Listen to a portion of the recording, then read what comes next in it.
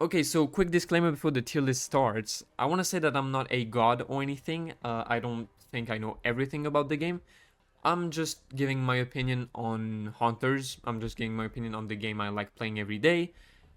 I feel like my opinion is still decently good since I spend a lot of time on the game and I play every Hunter pretty much every day since I switch them around for gates.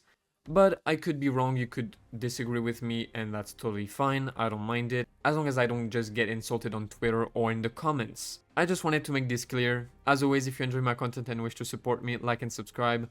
Let's get the 2000 subs. I love you guys.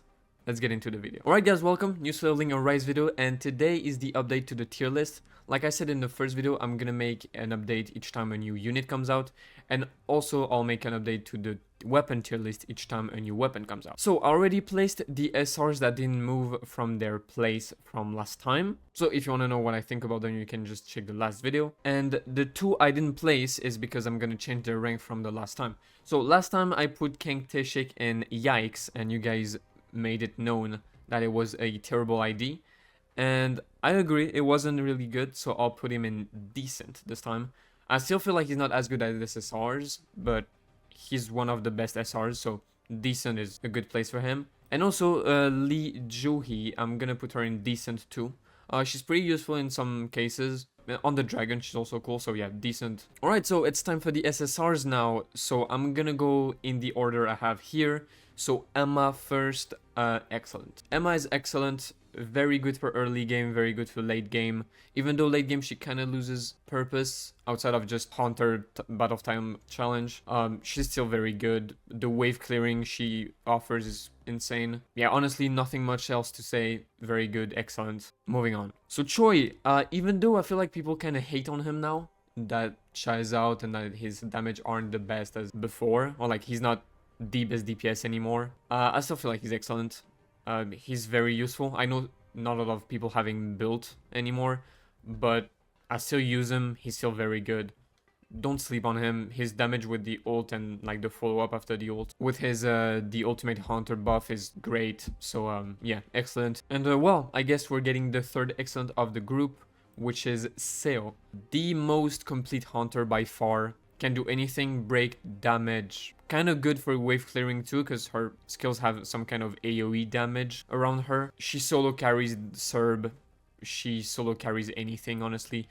One of the best support skill there is. Yeah, most complete Haunter by far, and she could be broken even. I wouldn't be surprised. I'm gonna do Choi at last, obviously. And moving on to Dongsoo, my goat. Actually, we have the two goats, one after the other. And Dongsoo, I'm gonna put him in very good. So at first I was gonna put him in good. I feel like he's between both, but I still want to give him very good. You know, I'll put him in good because he needs a bit too much dupes to be good. To be like very good. So I'm gonna put him in good. But in some cases, I feel like he's very good. Dongsoo's damage are very, very good. The fact that he can remove shields is very good, and that's one of the reasons I wanted to put him up there, is because now in gates, in the higher tiers, you have two bosses that put up shields, and he's a must-have against those. There's the Spellcaster Orc, I think that's the name, and you also have the Golem, the Wind Golem. So he's really good against both, because he can remove shields, right? I feel like he kind of gained in the effectiveness with the update, but also put him in good since you kind of need dupes to use him. Jinchul, good as well. Same as Dongsoo, with the appearance of like big wind bosses and stuff, I feel like he gained kind of purpose. He's still a very good breaker. He's still, in my opinion, the best breaker. At least he's the one that breaks the fastest. That's what I mean. He's not necessarily the best Hunter that breaks, but he's the best at breaking, is what I mean. So yeah, I feel like both deserve the good. Dongsoo probably deserves very good, but I'll leave it like that for now. Min, very good.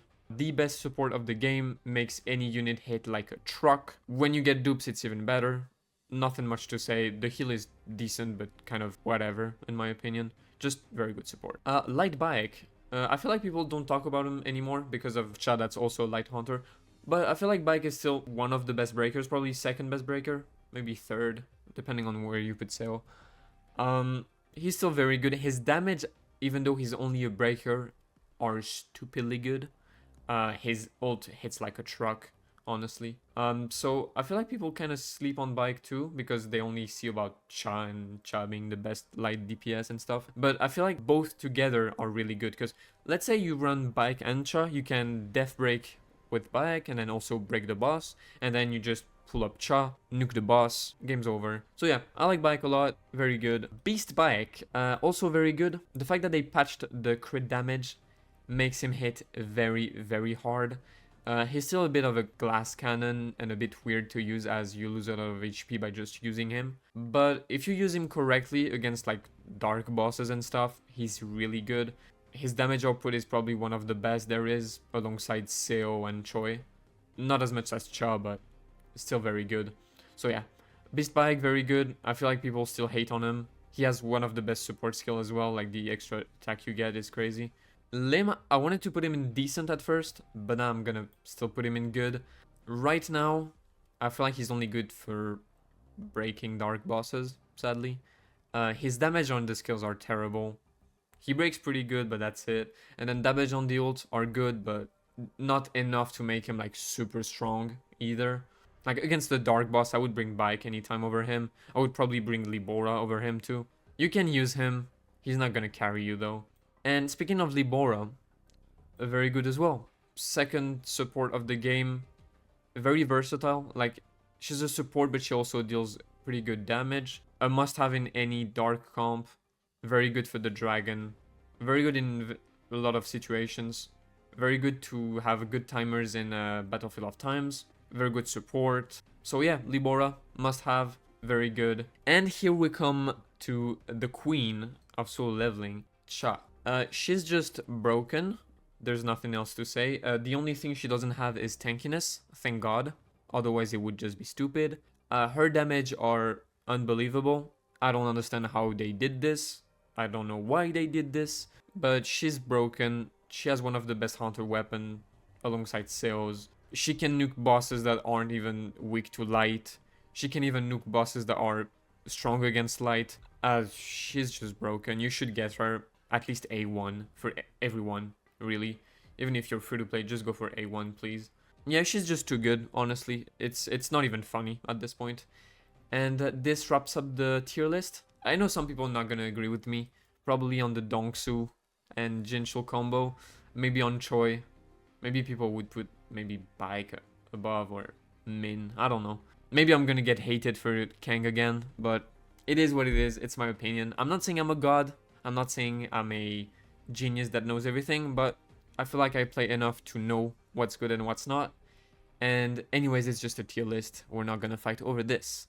I hope you guys enjoyed the video. Let me know if you would change anything. I'll see you guys in my next one. See ya.